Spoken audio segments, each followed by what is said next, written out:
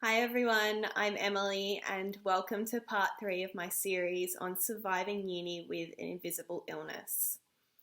So in part 1 we covered surviving campus life, and in part 2 we covered time management, assignments and presentations, and today in part 3 we're going to cover tackling placements. So I've had a lot of placement experiences in my time. Some of them have been really good and some of them have been not so good.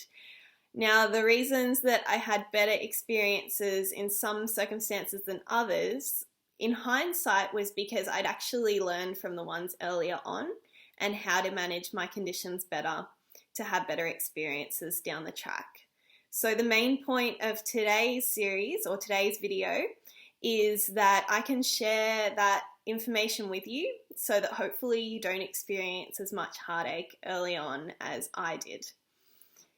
So we know that placements are usually done at the tail end of the course. So by this time, I'm hoping that, like I discussed in my first video, you already have a disability plan in place to help with uni life and everything. We can use that disability plan, our disability liaison, and discuss with our unit chair some things that we need to implement so that we can have the best placement experience that we can. So for example, for me, this meant sitting down with the unit chair and going through the do's and don'ts of my health and what the placement sites could expect when I was there.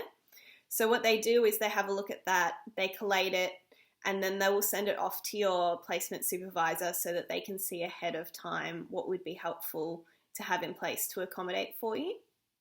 So for me, this looks like I said, sitting down with my unit chair and explaining that I would need to be able to take breaks whenever I had to, that I would be able to carry a water bottle on me whenever I needed it, that I would have snacks available on me. Obviously, I didn't expect the placement site to have them, but I would have them with me or nearby in case, my blood pressure dropped because my blood sugars were low, or just so that I could space out my food intake throughout the day to help manage my POTS.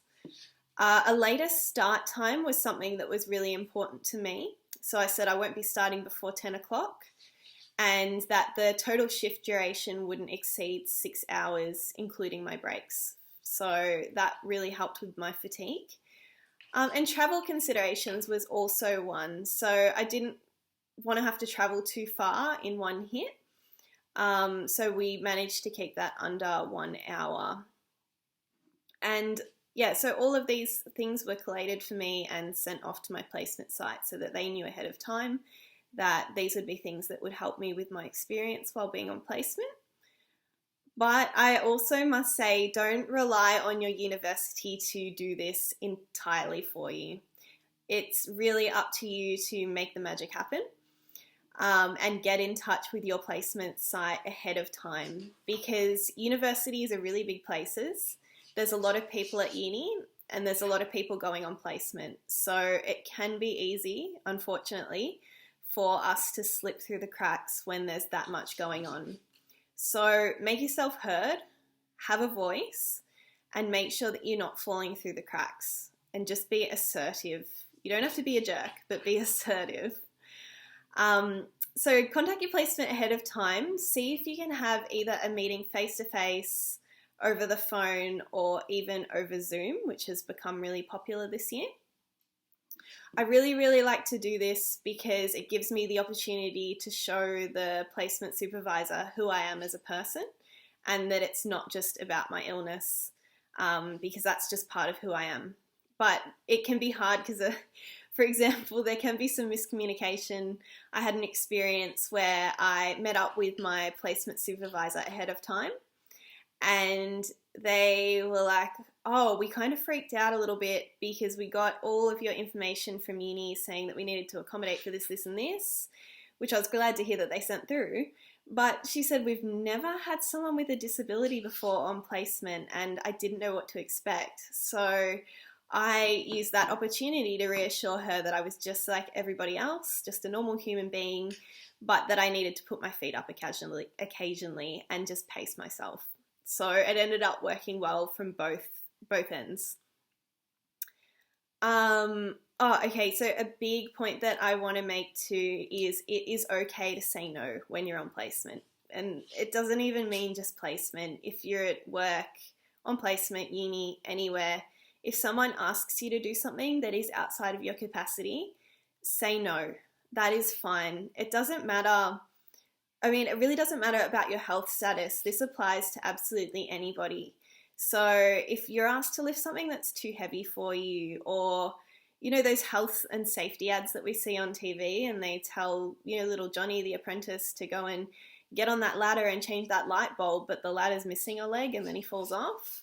It's just not safe.